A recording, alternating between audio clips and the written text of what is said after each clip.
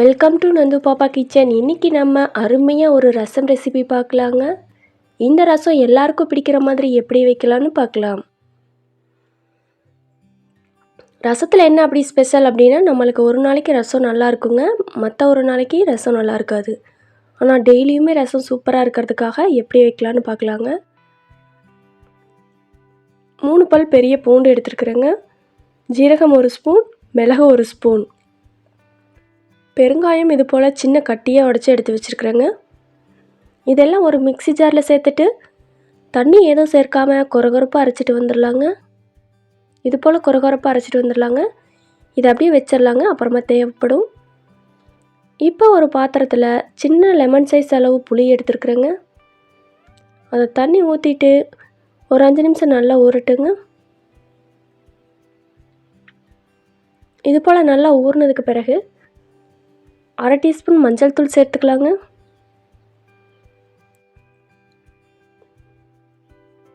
மஞ்சள் தூள் சேர்த்துட்டு கல்லுப்பு 1 ஸ்பூன் சேர்த்துக்கலாங்க. நான் பெரிய டீஸ்பூன்லேயே 1 டீஸ்பூன் அளவு சேர்த்துருக்குறேங்க. இது ரெண்டையும் சேர்த்துட்டு புளியை நல்லா கரைச்சிக்கலாங்க. இந்த புளியில் ஓடு நார் இந்த மாதிரி எதுவுமே இல்லைங்க, அதனால் நான் இப்படியே போட்டு கரைக்கிறேன். இதுவே நீங்கள் ஓடு தூசு நார் இதெல்லாம் நிறைய இருந்துச்சுன்னா கரைச்சிட்டு வடிகட்டிட்டு சேர்த்துக்கலாங்க. நான் இது போல் நல்லா கரைச்சிட்டு இந்த சக்கையெல்லாம் மட்டும் வெளியே எடுத்துருவேங்க.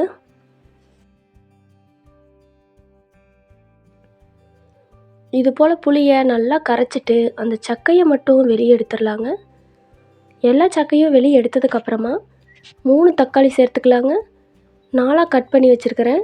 அந்த தக்காளியை நல்லா பழுத்த தக்காளியை சேர்த்துக்கலாங்க. கொத்தமல்லி இலை ஒரு கைப்பிடி அளவு சேர்த்துக்கலாங்க. அதுக்கு பிறகு நம்ம அரைச்சி வச்சோம்ல பூண்டு ஜீரகம், அது 1 டீஸ்பூன் அளவு இதில் சேர்த்துக்கலாங்க. பாதி அளவு தான் இதில் சேர்க்கிறேன், பாதி அளவு அப்புறமா தாளிக்கும் போது சேர்த்துக்கலாங்க. கருவேப்பிலை 2 கொத்து சேர்த்துக்கலாம். இதெல்லாம் சேர்த்துட்டு நல்லா மசிச்சு விட்டுறலாங்க. இது மல்லி இலை, கருவேப்பிலை, தக்காளி இது எல்லாம் சேர்த்து ஒன்றா கரைக்கும் போது ரசம் நல்லா மணமாக இருக்குங்க. இதெல்லாம் நல்லா கையிலையே நல்லா கரைச்சி எடுத்துக்கலாங்க. நீங்கள் மிக்ஸி ஜாரில் யூஸ் பண்ணி அரைக்கிறத விட இது போல் கையில் நீங்கள் பிசைஞ்சு விட்டு ரசம் வச்சிங்கன்னா ரொம்பவே அருமையாக இருக்கும்.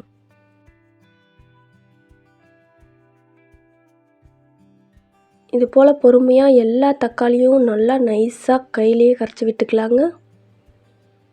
நீங்கள் பழுத்த தக்காளியாக எடுத்துட்டிங்கன்னா உங்களுக்கு கரைக்கிறதுக்கு ரொம்பவே ஈஸியாக இருக்கும். அப்படி உங்களுக்கு கரைக்கிறதுக்கு கஷ்டமாக இருந்துச்சு அப்படின்னா தக்காளியை கொஞ்ச நேரம் சுடு தண்ணியில் போட்டு கொதிக்க வச்சுட்டு அதுக்கப்புறமா நீங்கள் கரைச்சிங்கன்னா ரொம்பவே ஈஸியாக கரைச்சிடலாங்க.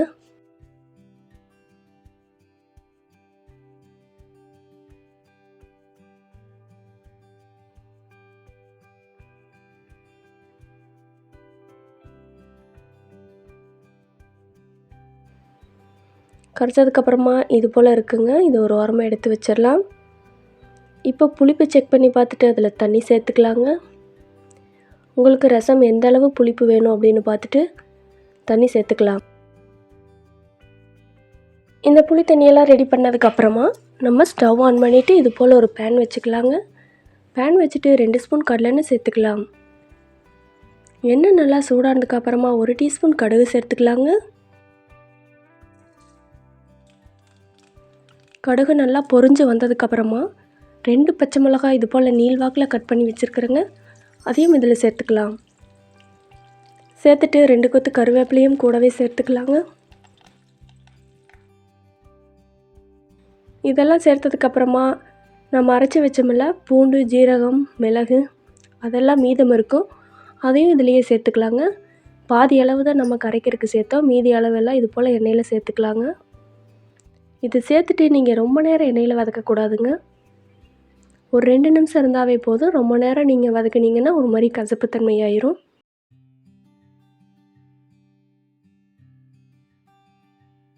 இது போல் லைட்டாக ஒரு 2 நிமிஷம் வதங்கினதுக்கு பிறகு நம்ம கரைச்சி வச்ச புளி தண்ணியை இதில் சேர்த்துக்கலாங்க.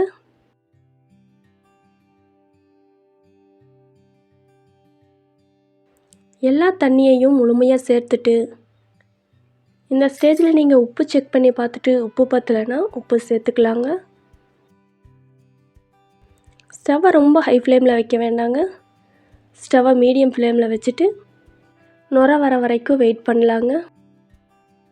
ரசத்தை நீங்கள் ரொம்பவே கொதிக்க விடக்கூடாதுங்க. இது போல் லைட்டாக நுர வர மாதிரி இருக்குங்க. நீங்கள் நுர கட்டி ஒரு கொதி வந்ததையுமே ஸ்டவ் ஆஃப் பண்ணிடலாங்க. ரொம்ப நேரம் நீங்கள் ரசத்தை கொதிக்க விட வேண்டாம், அது டேஸ்ட்டே மாறிடும். நீங்கள் இதே போல் ரசத்தை வீட்டில் ட்ரை பண்ணி பாருங்கள். வீட்டில் இருக்கிற எல்லாத்துக்குமே ரசம் ரொம்பவே பிடிக்குங்க.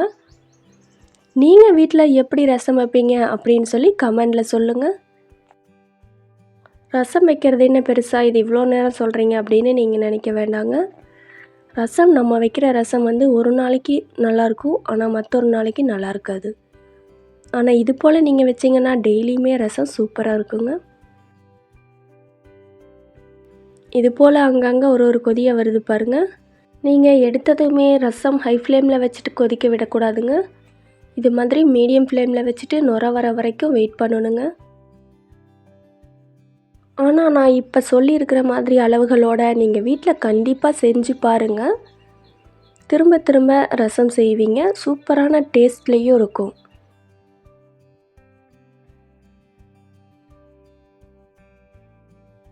இது போல் லைட்டாக கொதி வந்த உடனே மல்லி இலையை தூவி இறக்கிடலாங்க. அவ்வளோதாங்க, நம்ம ரசம் சூப்பராக ரெடி ஆயிடுச்சு. இதே போல் நீங்களும் வீட்டை ட்ரை பண்ணி பார்த்துட்டு எப்படி இருந்துச்சுன்னு சொல்லி மறக்காமல் கமெண்ட் பண்ணுங்கள். நம்ம சேனல் நந்து பாப்பா கிச்சன் நீங்கள் இப்போ தான் முதல் முறையாக பார்க்குறீங்க அப்படின்னா சப்ஸ்கிரைப் பண்ணிவிட்டு லைக் பண்ணிக்கோங்க.